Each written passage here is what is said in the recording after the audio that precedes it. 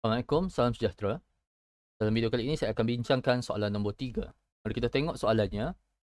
Figure 2 shows R1 is equals to 10 ohm, R2 is equals to 12 ohm, and R3 is equals to 5 ohm are connected to a 15 volt power supply. Question 1, calculate the effective resistance. Okey, so mari kita tengok gambar rajah dia terlebih dahulu. Ini kita nak buat circuit analysis, series and parallel.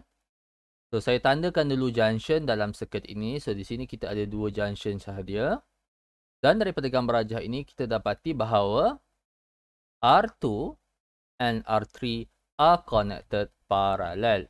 Okey, tadi soalan dah bagi tahu R1 is equals to 10 ohm. R2 is equals to 12 ohm. And R3 is equals to 5 ohm. So, jadi R2 and R3 are parallel.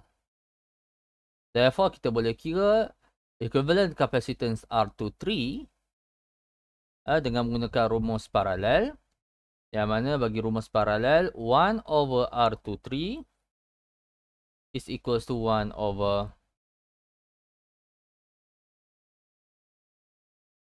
R2 plus 1 over R3. 1 over R23 is equals to 1 over R2 plus 1 over R3. Okay, jadi R23 is equals to 1 over R2 sama dengan 12. Tambah R3 sama dengan 5. 1 over 5. Okay, jangan lupa inverse answer. Dan saya akan dapat R23 bersamaan dengan 3.529 ohm.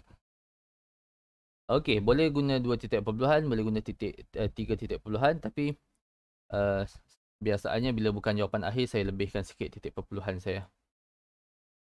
Okey, so sebab ini bukan lagi jawapan akhir. Baik, seterusnya kita dapati bahawa R23 kita dah gabungkan jadi satu resistor. Kalau saya cuba lukis balik gambar rajah tadi. Okey, so kita ada bateri 15 volt. Kita ada R1, R2 and R3 dah jadi R23. Dan kita nampak daripada gambar rajah yang kita dah reduce ini, bahawa R1 and R23 are series.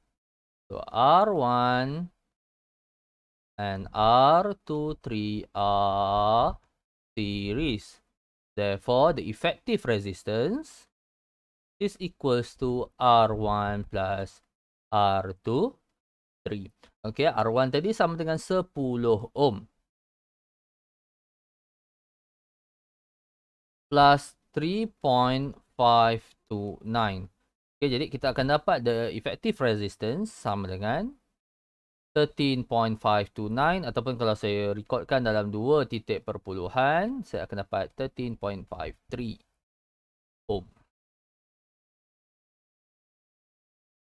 Okay, so itu untuk soalan 3A1. 3A1 markahnya cuma ada 3 markah sahaja. Markah yang pertama adalah apabila kita membuat penggantian untuk kira R23. Gantian satu markah. Markah yang kedua adalah apabila kita membuat penggantian bagi pengiraan effective resistance. Dan markah yang ketiga adalah jawapan serta unit yang betul. Jadi kedua-duanya kena betul. Jawapan pun kena betul, unit yang betul. Jadi untuk 3A1, 3 markah. Baik, seterusnya kita tengok soalan 3A2. Soalan 3A2, kita nak cari the potential difference across R3. Potential difference across R3 maksudnya kita nak cari voltage pada resistance 3. Resistance 3 kat mana dalam gambar rajah? Dekat sini. Okey. So, untuk cari yang ini, okey, kalau tadi kita reduce circuit daripada 3 resistor, kita jadikan 2 resistor. Dan daripada sini, kita akan cuba work back through the circuit reduction. Okey, kalau kita tengok dari gambar rajah kita yang kedua. Ini gambar rajah yang kedua lah, gambar rajah B lah saya buat. Ini gambar rajah A.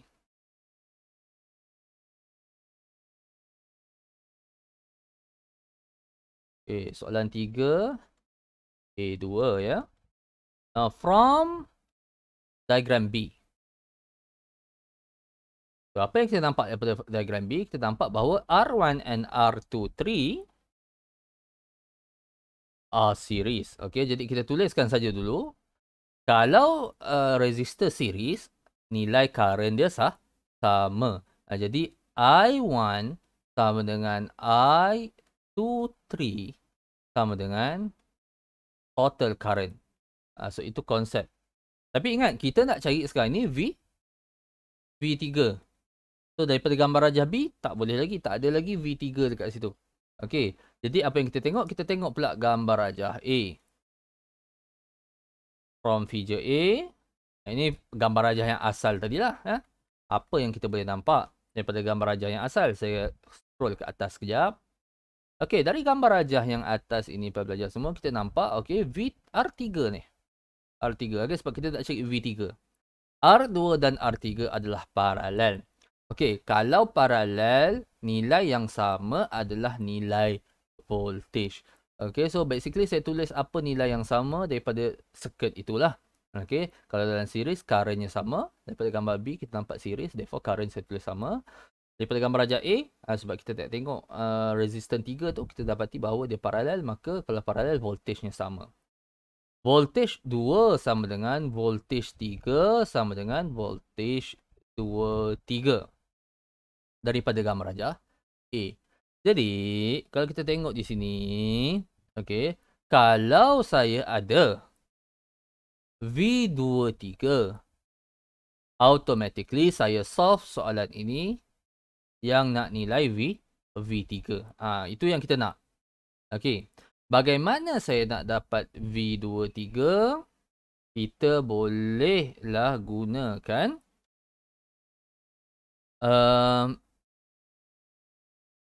Ohm's Law. Okey, yang mana? V23 is equals to I23 times R23. Now, R23 dah kira dalam part yang pertama. Kita dapat dah. I23 ni kita kena cari. Okey, perhatikan dalam relationship yang pertama ni, I1 sama dengan I23 sama dengan I efektif. Sekiranya saya dapat nilai effective current ataupun total current, sudah pastilah saya boleh tahu nilai I23. Macam tu. Okey. So, macam mana kita nak cari nilai effective current? Sudah pastilah kita gunakan Ohm's Law juga. Okey, Ohm's Law kata total current is equals to total voltage is equals to total current times effective resistance, total resistance lah. Okey.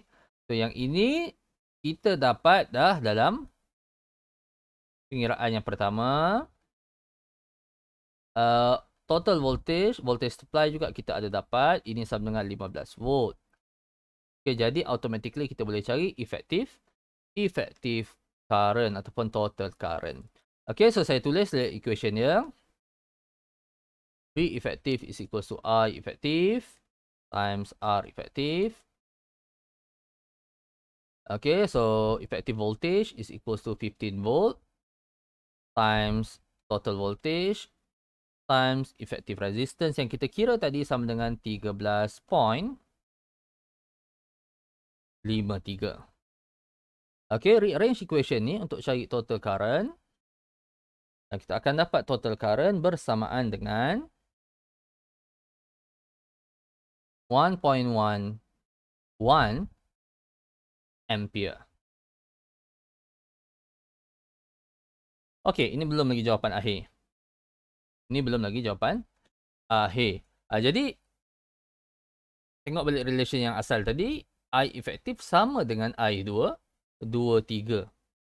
So, maksudnya I23 juga sama dengan 1.11 ampere. Therefore, kita boleh kira V3 kerana V3 sama dengan V23. Okay, sama dengan I23 darab dengan R23. I23 dah ada, R23 dah ada, boleh cari V23.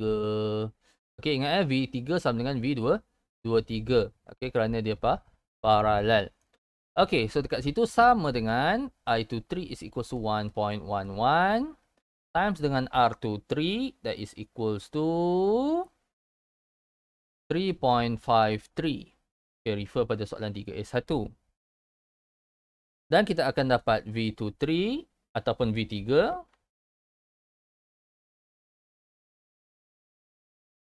is equals to 3.91 volt.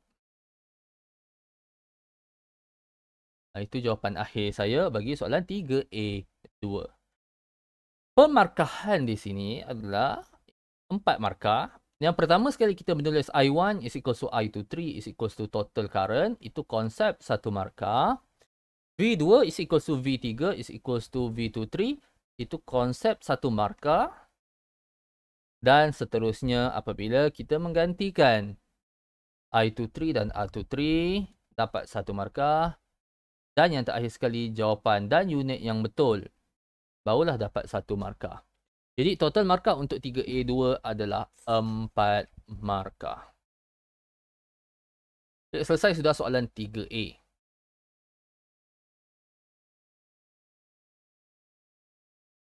Kita teruskan dengan soalan 3B. So 3B ni adalah soalan berkaitan dengan Kirchhoff law. So, mari kita tengok soalannya.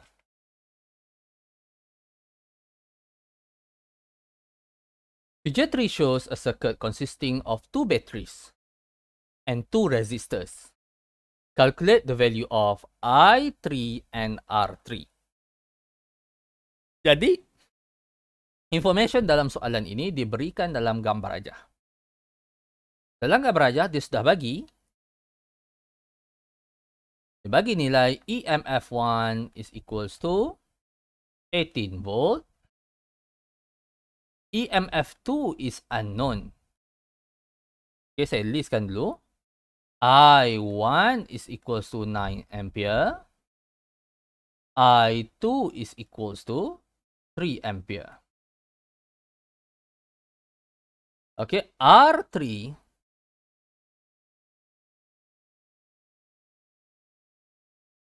R2 is equals to 4 ohm and R3 is unknown. Okay, I3 is also unknown. Jadi kita perhatikan dalam example ni dia ada 3 unknown. Tetapi soalan cuma nak kita cari I3 dan R3 sahaja. Okey, jadi 2 unknown sahaja. Jadi kalau dalam rajah tu saya lukis baliklah. Okey, so ini EMF 1, ini EMF 2, ini R2, ini R3. Okey, dari segi current pula saya pilih junction ini. I1 masuk dalam junction, I1, I2 keluar daripada junction dan I3 juga keluar daripada junction. Okay, so labelkan current pada junction sudah, labelkan simbol komponen sudah, yang tinggal kita nak labelkan direction of EMF daripada negatif kepada positif. Baik.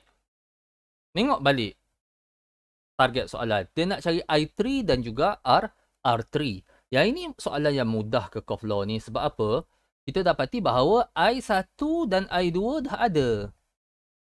I1 dah ada, I2 dah ada.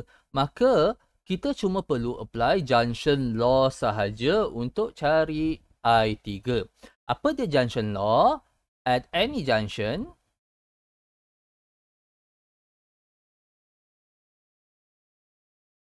the total of current into the junction is equal to the total of current out of the junction. So, saya ambil junction yang sebelah kanan itu, kita dapati bahawa I1 is equal to I2 plus I3.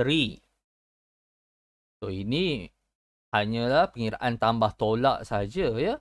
9 is equals to 3 plus I3. Dan kita akan dapat I3 bersamaan dengan 6 ampere. So selesai current I3. Yang seterusnya kita nak cari R3. Kalau kita nak cari R3 ni, saya nak apply second law, second rule. Yang ini loop rule. Okay. Tapi persoalannya loop mana yang kita nak pilih. Okay. Mungkin kebiasaannya awak nak pilih dua loop yang kecil. Okay. Yang ini loop yang atas, satu loop. Loop yang bawah, satu loop. Itu kebiasaan saya rasa pelajar akan buat. Mungkin saya silap. Tetapi kalau kita buat begini, maka kita kena cari EMF2 terlebih dahulu dan kita kena gantikan EMF2 yang unknown. Kerana EMF2 adalah unknown. Okay, kita kena ingat dalam diagram ini sebenarnya ada 3 loop. So bukan loop 1 dan loop 2 saja. Dan dalam example ini, saya akan gunakan loop yang ketiga. Apa dia loop yang ketiga? Loop yang ketiga adalah loop yang di luar. Loop ini. Loop yang saya highlightkan ini.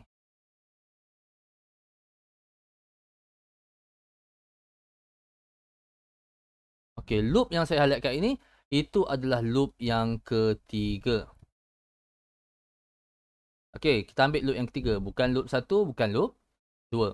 Kalau kita dapati loop yang ketiga, sebenarnya dalam loop yang ketiga, semuanya information ada kecuali R3 saja. Jadi kita boleh terus solve soalan ini untuk cari R3. Okey, kalau kita ambil loop yang ketiga dan saya nak ambil loop yang ketiga ini clockwise.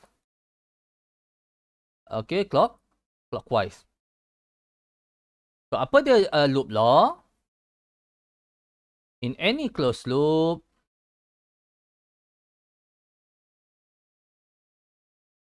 the sum of EMF is equals to the sum of I times R. Jadi kalau kita tengok dalam loop yang ketiga ini, hanya ada EMF 1 sahaja dan direction EMF 1 sama dengan direction of the loop. Jadi positif. Jadi EMF 1. Positif EMF 1 is equals to. Okay, then next. Dah tak ada dah EMF lain sebab EMF 2 kita tak lalu dalam loop yang ketiga. So kita boleh ignore. Lagipun kita tak ada nilai EMF 2. Dan yang tinggal dalam loop 3 ini hanyalah R3 sahaja. Jadi R2 pun tak ada dalam loop 3. Jadi R3, current yang mengalir pada R3 adalah I3. Jadi saya tulis I3 R3. Positif ataupun negatif, kita tengok bahawa tadi kita dah pilih loop 3 ni clockwise. Jadi kalau kita tengok current yang mengalir pada R3 adalah I3 dan currentnya mengalir sama direction dengan current yang mengalir sama direction dengan direction of the loop, direction of travel. Jadi kalau sama juga positif. Jadi itu saja equation kita. Itu saja equation kita. Yang ini kita ambil loop 3 clockwise. Loop 3 clockwise. Tunjukkan pelajar semua. Jadi EMF 1 sama dengan 18 volt. I3 kita dah kira sama dengan 6 ampere. R3 sama dengan 3 ohm. R3 anda unknown. Okey, tersebut pula jawapan akhir.